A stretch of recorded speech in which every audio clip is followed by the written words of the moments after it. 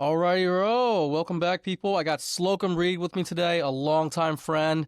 He is a badass in Cincinnati. He was actually the first guy that I met in my investing journey. He was my realtor, got me into my first duplex. We'll get into that story later. But Slocomb, real quick, why don't you give us a quick synopsis, background of who you are, what you're doing now, and how that is relating to real estate? Todd, for the record, you had to talk me into helping you buy that first duplex. I had to talk you into buying the second duplex. I'm taking credit for the second one.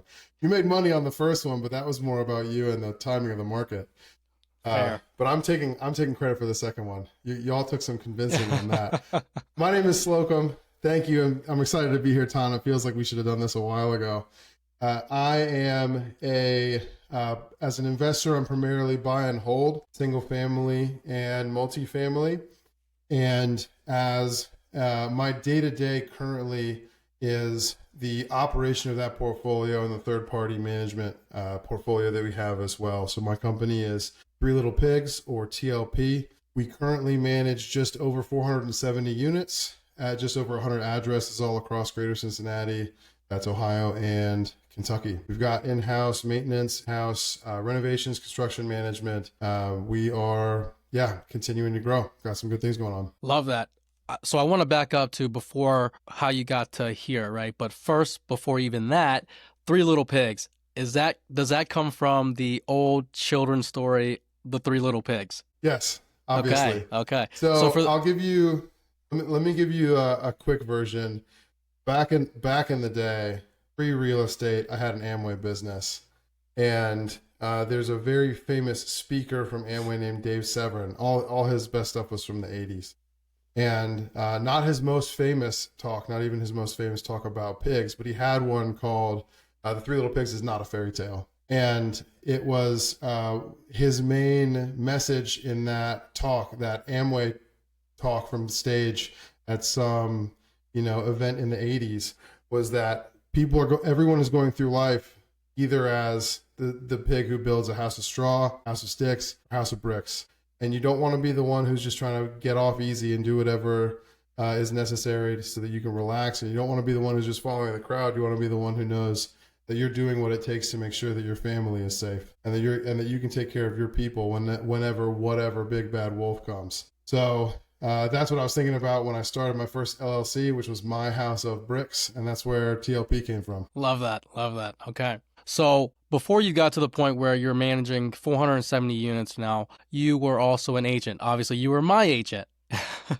And you had a really big name around the Cincinnati area at all the networking events, etc. So what were you doing back then? I know you did some buy and holds back then, but it was more so in the single family realm, right? Outside of being an agent. Could you walk us through that a little bit? Yeah, it was more small multifamily. So before real estate, was not exactly a high income earner. I was a professional youth minister. And so when I got into real estate full time, as an investor, I was not coming at it from the perspective of needing tax advantage vehicles to put all of my capital in, because I didn't have that much capital. And I didn't need as many tax advantages as I was getting some of those years, because I didn't have really high income that required some of the fancy stuff you can do with real estate. So I focused on BRRRR deals, and it was mainly small multi 2 to 4 unit buildings at the start. Single families actually came later. But the thing that was most attractive to me was the opportunity to cash out refi, keep the property, have some cash flow, continue to participate in appreciation, increasing cash flow over time. After I have all my money back, so I didn't have all that much money at the time, but I wanted to build a portfolio. So it was that through 2018.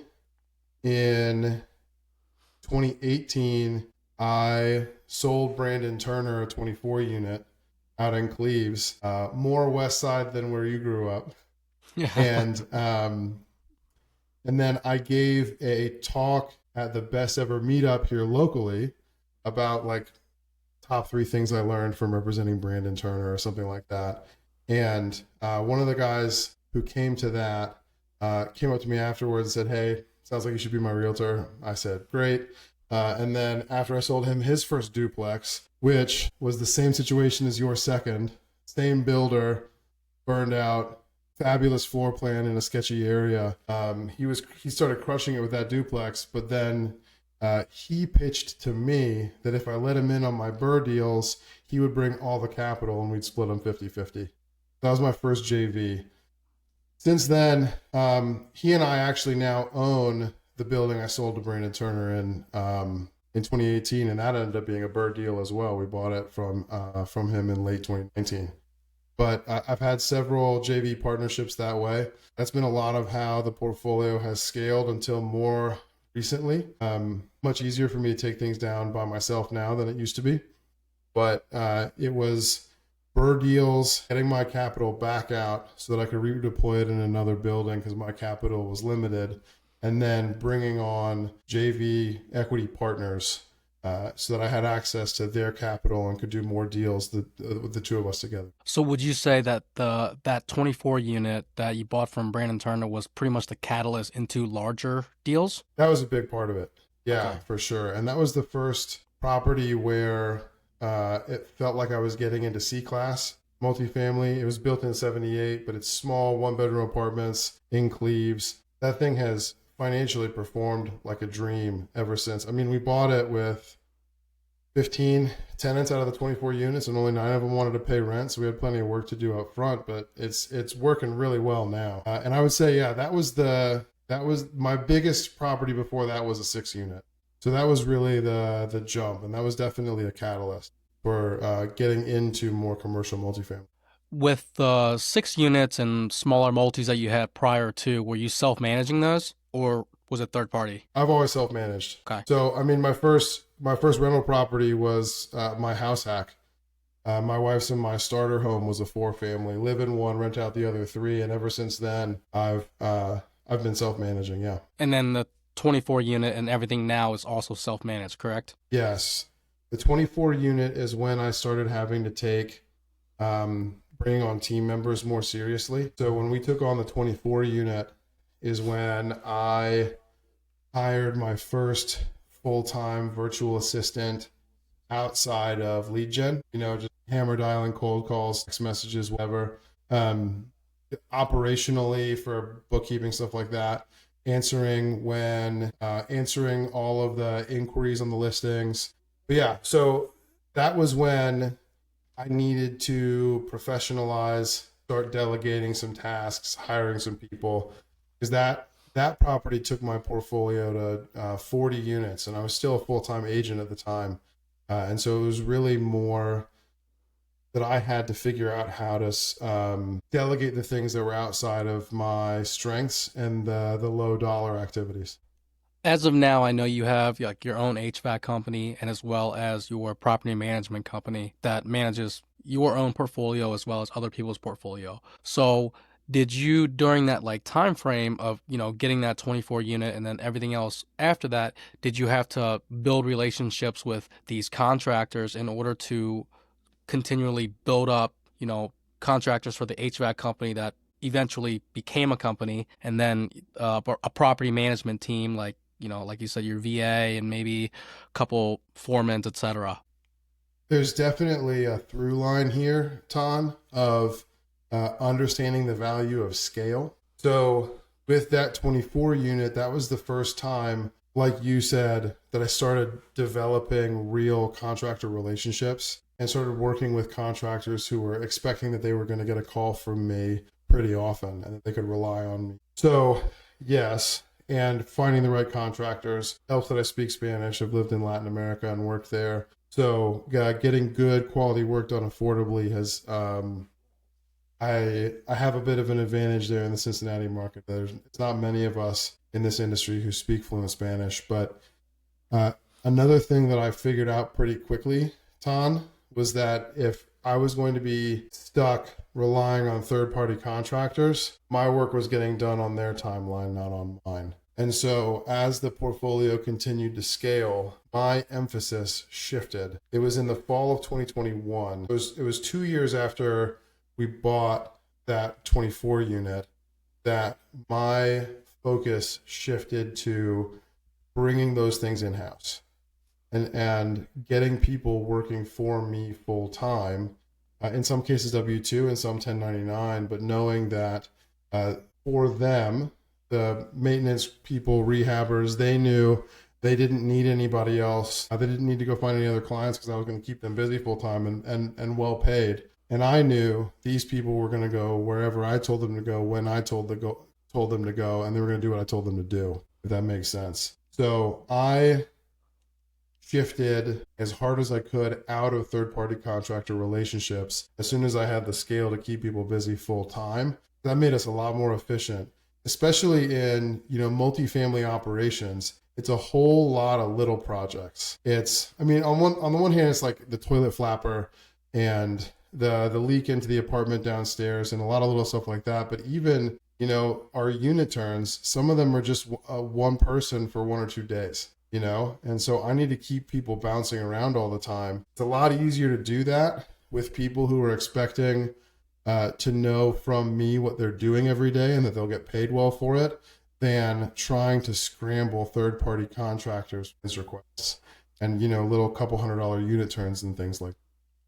Also, I completely agree with you. It's really hard to find good people to work for you nowadays. Third parties and For sure. contractors in general, plus the timelines, right? Yeah, so we've with the amount of growth that we've had recently, we've losing sight of some of the numbers. It's been a lot. So we went into the summer of 2022 with my 90 units being the entire portfolio because we weren't really doing third party yet. And so a little over 3 years later, we're at 470. So we've 5x'd in the last 3 years.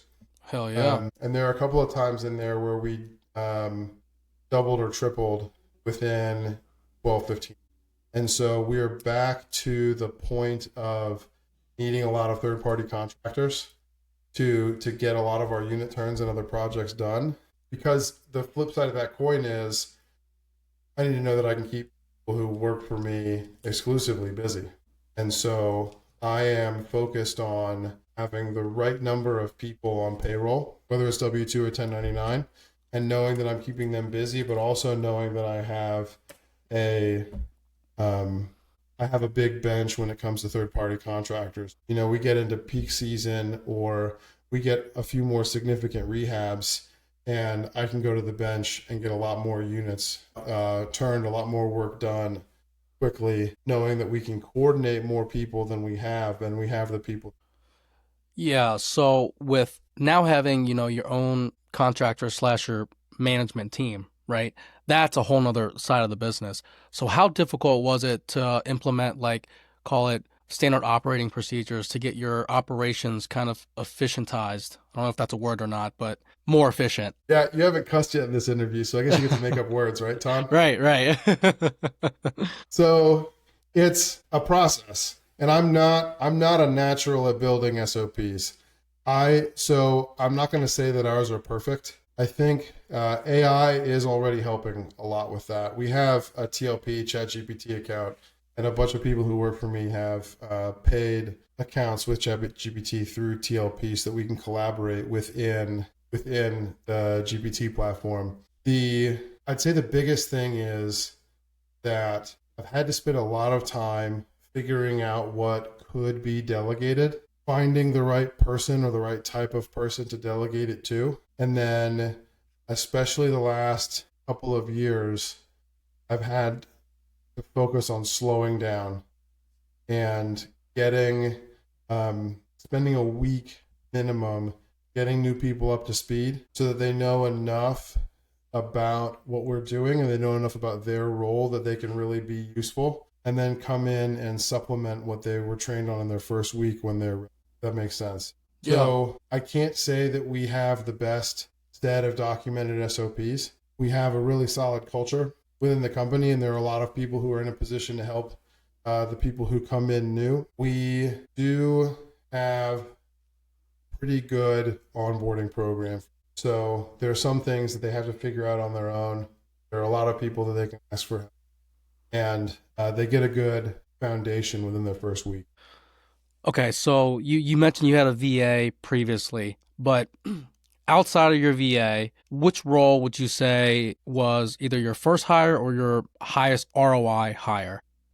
The highest ROI hire, I would say that it's a lot harder to answer that question now. I mean, well, we're implementing EOS, like working with an EOS coach. If you've heard of the book Traction by Gino Wickman, it's his company. We have an officially licensed EOS coach through EOS Worldwide. And my three most important rocks for this quarter are all hiring people.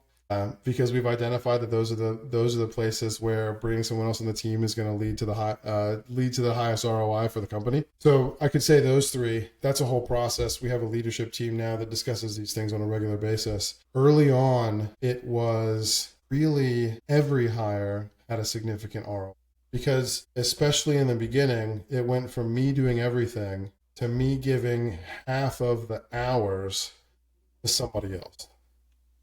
Half of the effort coming from somebody else, allowing me to focus on the big picture, the things that require experience and specialized knowledge. And so really, man, that first one, the first administrative assistant, my first local hire was full-time, effectively like property manager's assistant, something like that. Even when the portfolio is only like 60, 90 units, there's a lot of errands that got to be run, especially because we had stuff in, Loveland and Cleves and downtown and Mount Washington at that point. So for those of you who are not from the Cincinnati area, imagine that you could need to be in the car for 45 minutes to go from one property to another without traffic. And so being able to delegate all the errand running was big, and delegating the errand running to someone who also had some natural charisma, sales skills, great at showing apartments. That was big because that allowed me to focus, especially early on when I was still trying to be a full-time agent while doing this at the same time. That allowed me to focus on sales. Another piece of it is that early on as I was building the operating business, TLP, I was hiring people to show apartments so that I could spend that time working with my buyer and seller clients, finding properties, negotiating deals, and doing things that were a much better dollars per hour use of my time, even outside of TLP. So really, the highest ROI, I would say, comes early on because, it feels like you're the single cell organism that finally figures out how to split itself. And now there are two of you and you can get twice as much work done. You should only be delegating the lowest skilled, least experienced work, but still you've got twice as much stuff going on.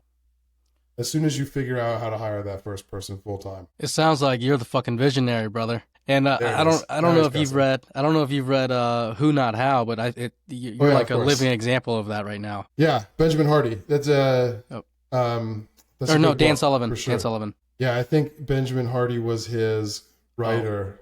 Oh, okay. For the Dan Sullivan and Benjamin Hardy. Yeah, Who Not How. Got it. Yeah. Another really good book I just read by Benjamin Hardy is The Science of Scaling. It might be. Oh, nice. I haven't read that one yet. I'll send it over to you. I got the PDF. Yeah. So okay. So you're implementing Traction. You're the visionary. Your integrator is probably a partner of yours. Yes. Right now, it's me. You're still the integrator as well. With regards to the operating business, yes, that's me. So you're figuring out how to find the integrator and split yourself off that way so you can actually truly be a visionary. Yeah. That'll be the next hire that will have been the highest ROI for sure. Perfect. Okay, so let's look at that. What does that person look like? Now, firstly, what does that person look like? And two, well, I guess answer that first and then we'll kind of dig into your idea of like the perfect partner. Well, right now, that perfect integrator is a fucking unicorn.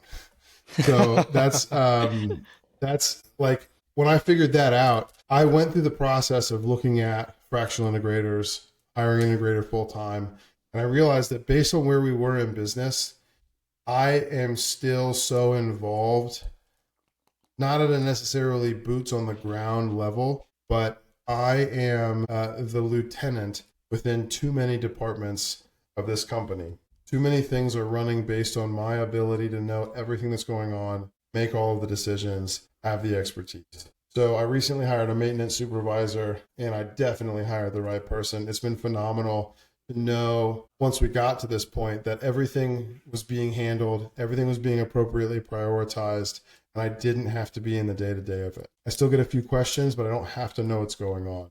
Based on all the parts of the business that I still have to be involved in day to day, I would need, if I was going to step away from operations and the day to day of the business in general, I would need an integrator who's not only excellent at running a company, but also has all of the understanding of real estate that I have, that the company is relying on. And when I figured out how hard it would be to find someone like that, and I know one of those people, how much I would have to pay her to come work for me. That's when we decided and my EOS coach is in agreement with this, we needed to go find the lieutenants. So before we hire one person who's running the company for me the way that an integrator does for a visionary, I need to have a few more leadership level people or departmental leadership level people who have the skills and experience within their niche of real estate investing. I need to have those people in place first. And then when my expertise in real estate is no longer required to be running the business, I can go get an integrator who is an expert at running operating businesses, running companies, and doesn't have to know as much about real estate as I've had to learn in the last decade. Because they'll have the people reporting to them who have those skills and expertise, and they can focus on making the company run like a well-oiled machine, making sure all the trains arrive on time. And I'll have leaders within maintenance, renovation, leasing, finance, including the tenants finance, AP and AR for our landlord clients, of course. I'll have people in each of those departments within the company taking care of the day-to-day so that the integrator doesn't need to be a specialist in all those things the way that I've had to become. So working towards getting, again, like I'm stealing your word here, but the lieutenants to get them in like those management leadership roles so that the integrator that comes in really only needs to know how to operate a business and not necessarily a real estate business because all the managers really already know their place and what they need to do. Yes?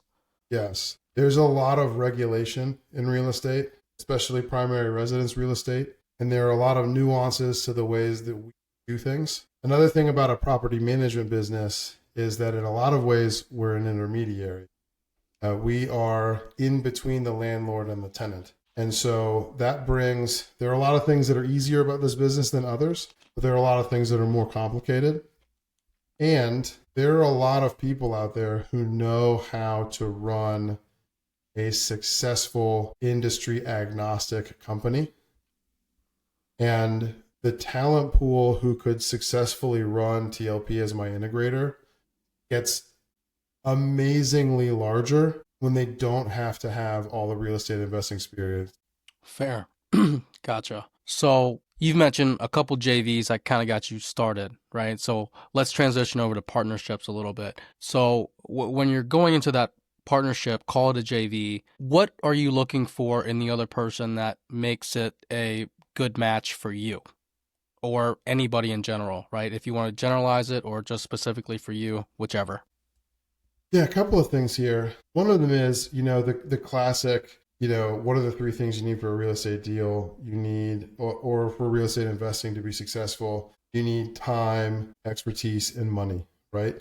And so you're trying to find, the vast majority of partnerships are people bringing those things together. And you get into the syndication space and maybe everybody has some time, but you're looking at different kinds of expertise that are all required for that style or that size of a deal. So the natural first answer is you need time, you need expertise, and you need money to make a partnership work. Beyond that, I've had 3 JV partnerships for transactional investing. Think like wholesaling and house flipping. You buy it, and the way you're going to make money is by forcing appreciation and selling quickly, or selling quickly because it's worth more than you're paying. I've had 3 of those JV partnerships.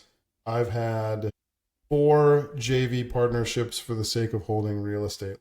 And the biggest piece of advice I have for people who are looking for JV partners, JV meaning that every partner is going to have a say in the major decisions and operations of the partnership. Biggest piece of advice I have here is that you need to know what it looks like to end the partnership before. Not only because there are some people out there who are bad actors. Let's assume the people that you want to partner with have your best interest in mind as well as theirs. They also are going to have life happen in the next few years. And for some of them, it's going to be bad things. And for some of them, it's going to be good things. For some of them, it's going to be incredible things. All of those things are going to affect their perspective on your partnership. One of the origin of TLP as a property management company was my partner in Brandon Turner's 24 unit being able to quadruple his W-2 income by going private practice. He worked for one of the largest employers in Cincinnati, and he realized that he could do his services practice. And long story, I'll leave it because it's not my story. He was able to quadruple his income from his career, not overnight, but in about a month.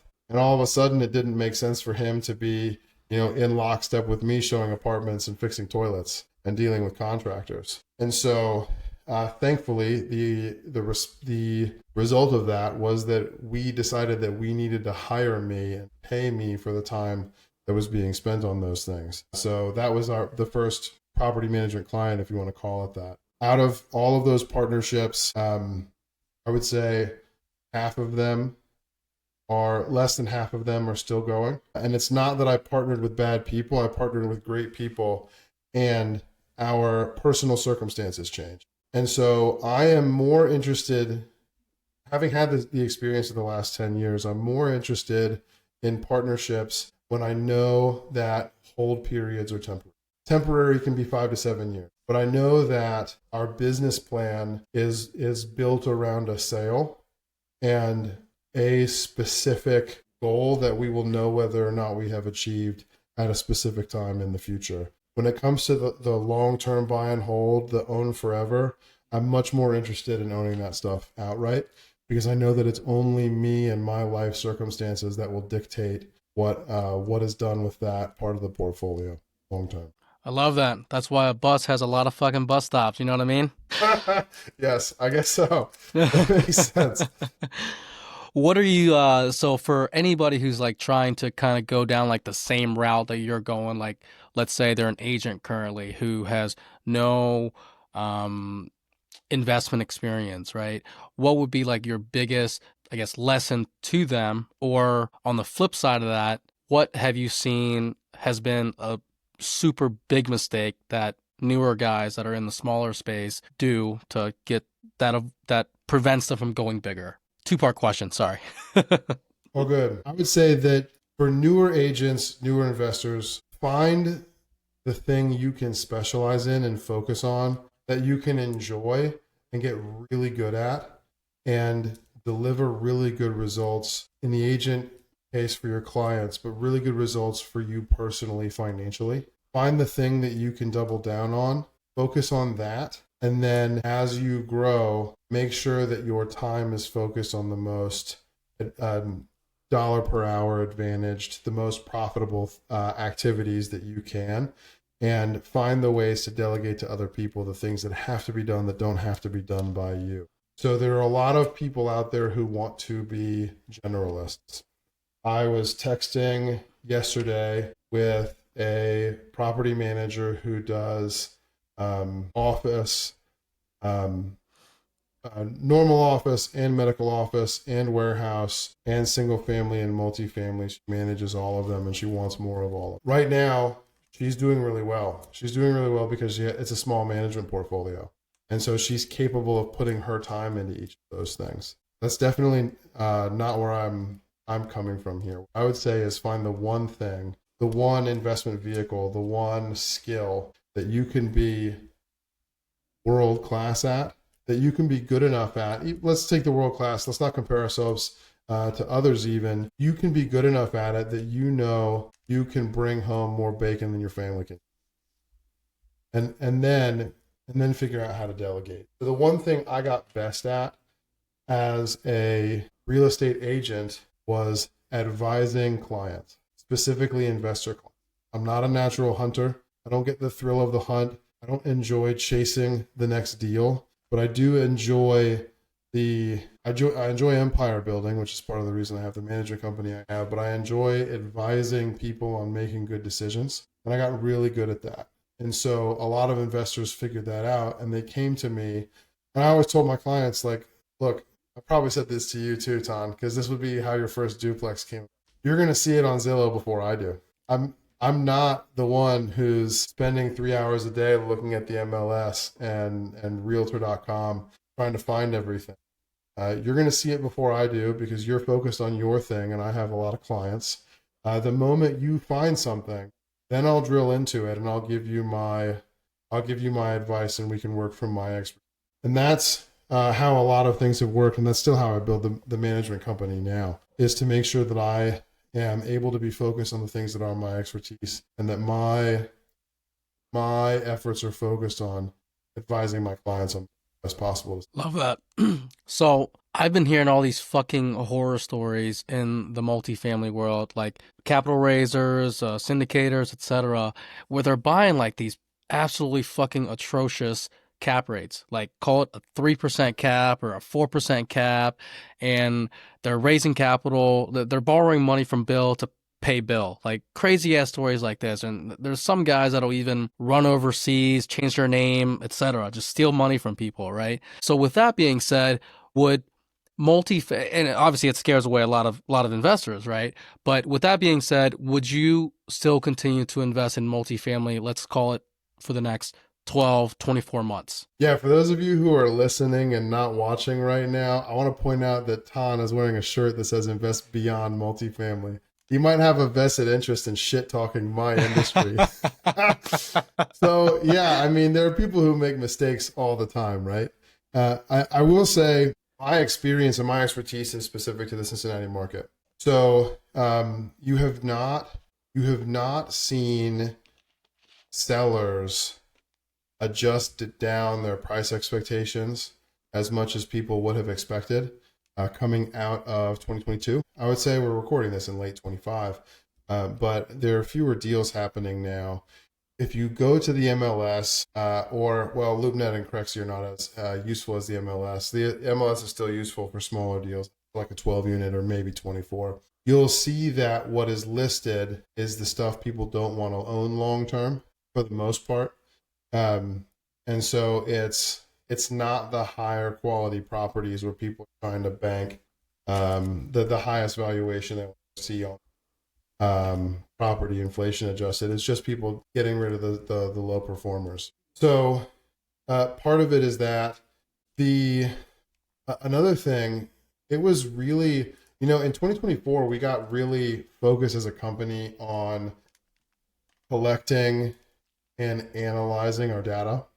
And we saw in mid-August 2024 a very acute shift in the market that we started talking about immediately. It was either August or September at the Best Ever Meetup that I've been hosting now for the last few years, that I made the topic, what's happening in the rental market. A lot of people weren't ready to have the conversation yet, tracking their data the way that I was, and they may not have had as much. I was managing not yet 300 units, but more than 250 at the time. We saw a serious drop off all of a sudden. We thought it might be seasonality. The winter of 2014 into 15, leasing during the day. And then coming out of it, interestingly enough, it was higher end apartments and homes that were doing better. And now when you look at the year over year data that's coming out from places like CoStar or Zillow, you'll see that in Cincinnati, A-class rents are still going up year over year, but C-class rents are going down. And so a lot of it is that right now. I would say, especially with affordable one-bedroom apartments, it's the demand that's way. And so you just don't have as many people interested in living in an affordable one-bedroom apartment now a couple of years ago. So supply creeps up. The prices have to adjust. And some people, especially if you have like a highly leveraged business plan that necessitates rents going up every year for the next 5 years, those people are hurting right now. And my partners and I have been approached a couple of times to come in and try to rescue a deal that a newer syndicator has wanted, has gotten under contract in Cincinnati, not realizing that they wouldn't qualify for agency debt, or that they wouldn't be able to get the loan that they wanted. And so they wanted someone to come in and KP or bring their operational expertise. And on some of these deals, and on all the deals that have come to us like that recently, we've said no. And part of it is because those are C-class, 1 and 2 bedroom apartments, and we're just not seeing where if your business plan relies on rent growth in the next couple of years, we're just not seeing it. So part of it is a correction in the market. Anyone who buys a 3 cap on anything is stupid. So especially in the Midwest. So multifamily is working. The 73 unit deal that Ian and Cruz and I put together earlier this year, things are going well there. We're hitting the rents we expected. But we also, we know the neighborhood. We know our numbers better than most. So I would say the multifamily market overinflated a few years ago. We're still seeing the fallout from it. There are plenty of high quality operators, even here in Cincinnati, some other groups that I really admire that are doing really good things right now. So it's not like the sky is falling for everyone. It's just the people who sucked at it already getting exposed. Yeah, I don't think it's necessarily a multifamily problem. I think it's just one of those that it just got super hot and the cap rates got compressed. I think it's just a matter of people being so accustomed to multifamily, being investors, right? And then you just have a shit ton of bad actors that just fucked people over by running away with their money or just operating it like shit or whatever. And then those stories are the ones that actually make the headlines. You don't see the headlines where, you yourself or your team or the other guys in Cincinnati, like the Stern brothers or one of the bigger, I forget the name of the group, but you don't see them hitting the headlines like, oh, look at how great of a job they're fucking doing, right? So Yeah. I think it's just the bad actors, right? One thing recently that's actually been interesting, Ton, and this is not probably the direction you want to take the conversation in, but with multifamily being off right now, and the housing market in general feeling the effects of inflation and interest rates not coming down the way that some people projected, I'm seeing a lot more interesting single family deals. And I mean, there are a couple of things about that. When you're looking at a house with an ARV of 200 or 165 or maybe 270, like I've bought so far this year, there's only so much money that you can make on the deal. We've come to a moment though where there are houses on the MLS that you can buy that you'll be able to buy and rehab and still be around that 70 to 75, depending on the house, 80% ARV. The deals are there. The three single families I've bought in the last 12 months are all deals that fell in my lap. A couple of them are unique situations, and I was uniquely positioned to get those properties. But yeah, I mean, deals where like buy for 85, put in 50, sell for 185, or buy for 115, put in nothing, and it's worth 165. I just bought a house flip, 3 weeks now, based on when we're recording, that was buy for 107, put in 55.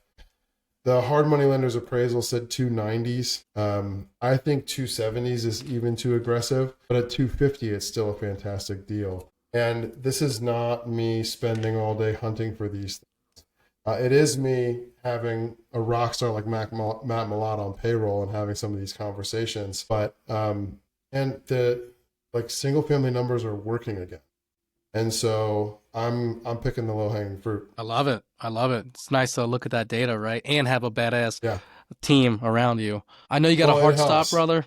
Right. Oh, yeah. I do, yeah. I know you got a hard stop. Before you leave us, this was very insightful. Loved it. Got to do this again sometime. But again, before you leave us, will you let us know how the audience can reach you? Your social media handles, site, etc. Yeah. So if you can spell Slocomb, you can find me pretty much anywhere. I'm very Googleable as Slocomb Reed. So our property management company website is tlp-management.com. I am personally not all that active on social media, but you'll find me where I exist. We have a new Instagram account that we're using to promote Three Little Pigs. It's called Your House of Bricks. Got it. I'll have those in the show notes for you guys. Again, Slocomb, thank you so much, brother. Appreciate your insights as always. Appreciate you, Tom. Glad to be here. Thanks again.